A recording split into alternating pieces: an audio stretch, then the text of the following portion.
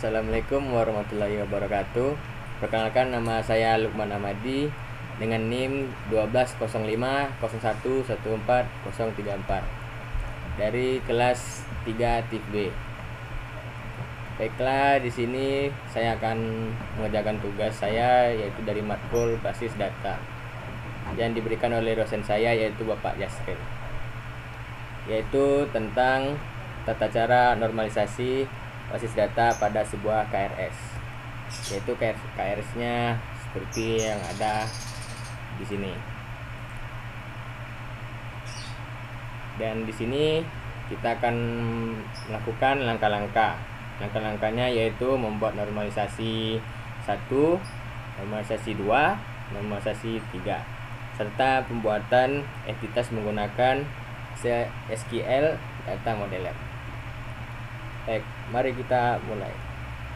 Di sini saya sudah menyiapkan sebuah KRS sebagai contoh untuk video ini yang akan kita lakukan menjadi normalisasinya. Nah, di sini langkah pertamanya yaitu kita melakukan proses anormalisasi dari KRS di atas ini. Data mahasiswa itu ternilai dari satu value saja, sedangkan yang multi value adalah ID, matkul, kode MK, dan sebagainya. Nah, yang satu value itu adalah yang ini, yang data mahasiswa atau pribadi, sedangkan yang multi value itu yang seperti ini. Ini merupakan multi value.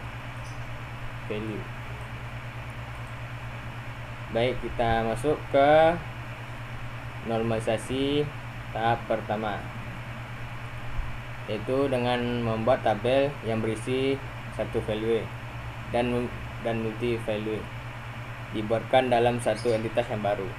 Di sini kita membuatkan entitas yang baru dari proses normalisasi yang di atas ini. Jadi kita bikin entitas baru yaitu ini dan digabungkan dengan total SKS menjadi entitas yang berjudul kita ini mahasiswa.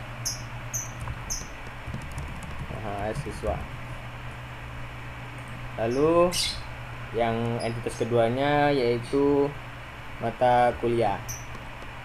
Ini merupakan entitas mata kuliah yang memiliki multi value. Sini kita bikin mata kuliah.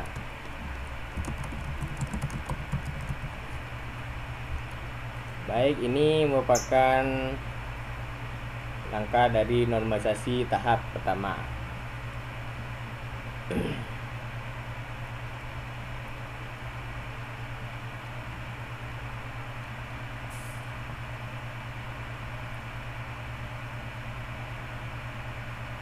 Lalu setelah ini dicetakkan, kita langkah selanjutnya adalah membuat entitas baru menggunakan SQL data modeler. Baik, kita masuk ke aplikasi SQL data modeler. Nah, ini merupakan aplikasi SQL data modelernya. Ini bisa di-download di Oracle atau di situs Google. Biasanya kalau mendownload ini membutuhkan akun dulu baru bisa mendownload. Oke, sekarang kita kembali ke topiknya. Yang pertama-tama kita akan membuat datanya entitas baru, yaitu dengan cara begini. Kita tekan ini, lalu kita bikin persegi.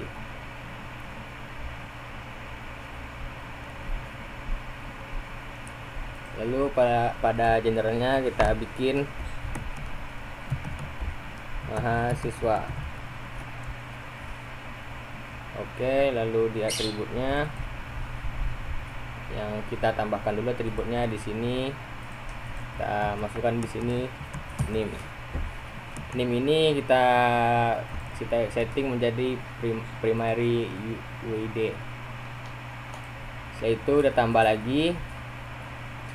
Di sini kita masukkan nama Ini kita pilih mandatory, lalu masukkan lagi, kita masukkan PA. Ini juga mandatory, lalu masukkan lagi semester. Ini juga mandatory, lalu dimasukkan lagi fakultas, kita setting mandatory, tambahkan lagi tahun ajaran, kita setting mandatory, lalu masuk ke prodi, juga setting mandatory, lalu total SKS nya ini juga disetting jadi mandatory. Setelah itu, setelah semuanya kita inputkan, baru kita klik OK. Nah, ini merupakan entitas baru yang kita ciptakan di SQL Data Modeler.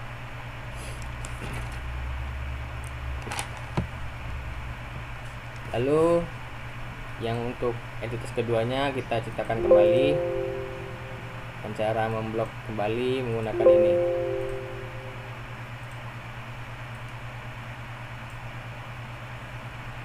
Nah, di sini kita generalnya kita bikin namanya mata kuliah. Di atribut kita masukkan lagi. Yang pertamanya itu yaitu ID matkul. Di sini kita bikin primary UID. Setelah itu kita tambah lagi di bawahnya jadi kode MK. Di sini mandatory. Setelah itu nama matkul. Ini mandatory. Setelah itu SKS. Ini mandatory. Setelah itu program. Ini mandatory.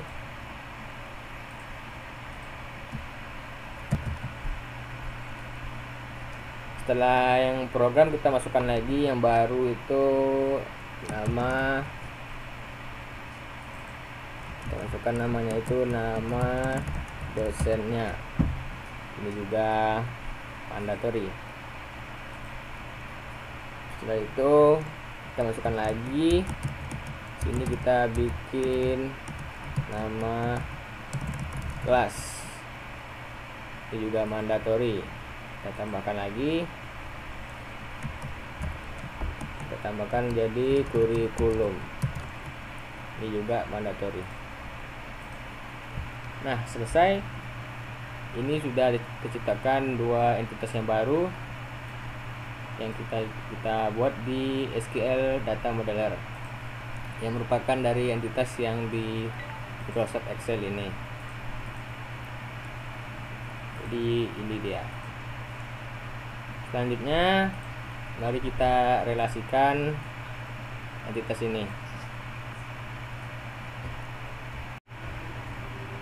Baik, setelah kita selesai merelasikan antara mahasiswa dan mata kuliah ini, maka selesailah tahap normalisasi yang pertama. Oke, selanjutnya kita masuk ke normalisasi tahap yang kedua. Kita kembali ke Excel, dan inilah merupakan normalisasi tahap kedua, yaitu menentukan atribut non-aku UID yang berhubungan dengan UID.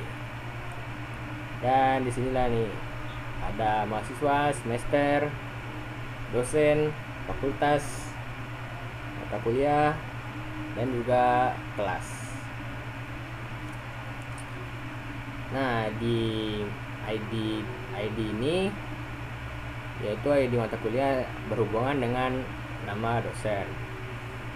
Nah, di bagian mahasiswa, NIM itu berhubungan dengan nama mahasiswa dan dosen PA-nya atau penasihat akademi. Lalu di semester berhubungan dengan tahun ajaran dan juga total SKS. Nah, di fakultas itu merupakan atribut non-aku UID, namun itu digabungkan, dijadikan satu tabel dengan prodi dan fakultasnya. Lalu di mata mata kuliah yaitu memiliki kode MK digabungkan dengan nama mata kuliahnya atau nama MK dan juga SKS. Oh ya, di semester ini juga merupakan non-akwide. Lalu kita masuk ke nama kelas. Nama kelasnya ini digabungkan dengan kurikulum dan programnya. Kurikulumnya yaitu ini 2020 dan programnya S1. Nah, di sini merupakan non-akwide. Baik, setelah kita ciptakan entitas baru di Microsoft Excel ini, yaitu mahasiswa, semester, dosen, fakultas, kelas, dan mata kuliah, kita lanjutkan membuat entitas baru di aplikasi SQL Data Modeler. Sekarang kita masuk ke aplikasinya. Nah, di sini kita bikin lagi entitas barunya dengan cara seperti yang sebelumnya pada normalisasi yang pertama tadi. Kita bikin ini, lalu di general kita bikin nama mahasiswa, lalu oke. Setelah itu lanjut lagi di sini kita bikin semester, lalu oke. Setelah itu kita bikin lagi di sini nama generalnya itu dosen. Lalu kita bikin lagi di sini, yaitu matkul. Setelah itu di bawahnya fakultas.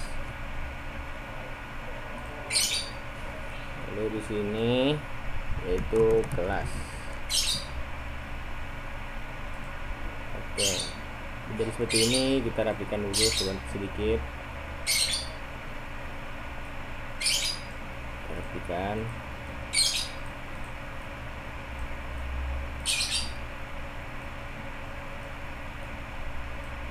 Nah, kira-kira seperti ini. Oke, lalu kita relasikan per bagian-bagian entitas yang ada 6 ini. Pertama yaitu kita relasikan nama mahasiswanya dengan cara yang tadi. Kita relasikan nama mahasiswa dengan cara menyambungkan dari nama mahasiswa ke semester. Caranya yaitu seperti tadi, kita klik ini sekali, lalu kita tarik ke semester. Nah, di sini source opsionalnya kita hilangkan centangnya, lalu kita centang target opsional. Lalu di target to source cardinality kita klik yang ini, yang satu, lalu oke. Nah, telah jadi relasi antara nama mahasiswa dan semester. Selanjutnya kita bikin relasi dari nama mahasiswa ke, maksudnya relasi antara nama mahasiswa ke semester. Baik, selanjutnya itu kita bikin relasi antara nama mahasiswa ke dosen. Caranya kita ulang lagi step yang tadi. Kita klik ini, lalu dari mahasiswa ke dosen.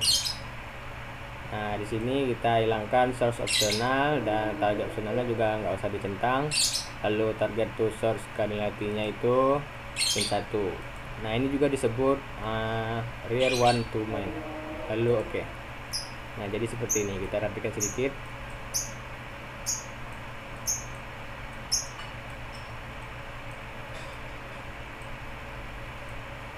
Nah, kira-kira seperti ini aja. Nah, telah selesai dari relasi antara nama mahasiswa dan dosen. Baik, sekarang kita lanjutkan relasi antara dosen dan ke fakultas. Caranya yaitu kita ulang lagi step seperti tadi. Kita mulai dari sini, dari fakultas, kita tarik ke dosen. Lalu ini juga sama, source optionalnya dimatikan, target optionalnya juga dihilangkan. Lalu target to source cardinality-nya jadi -1, lalu oke.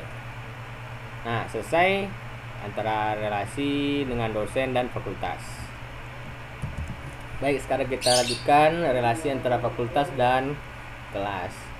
Kita ulang lagi seperti tadi, dari fakultas ke kelas. Di sininya opsionalnya kita hilangkan, dan ini kita ganti ke min 1. Target opsionalnya juga dihilangkan aja. Lalu oke. Dan jadilah relasi antara fakultas dan kelas. Baik, sekarang kita lanjutkan relasi dari kelas dan ke matkul. Kita pencet yang relasi, kita mulai dari kelas, lalu kita masuk ke matkul. Setelah itu kita sort opsionalnya kita konten, target opsionalnya kita hilangkan, target to source cardinality-nya kita ganti min 1, dan jadi seperti ini. Nah, selesai relasi antara kelas dan matkul.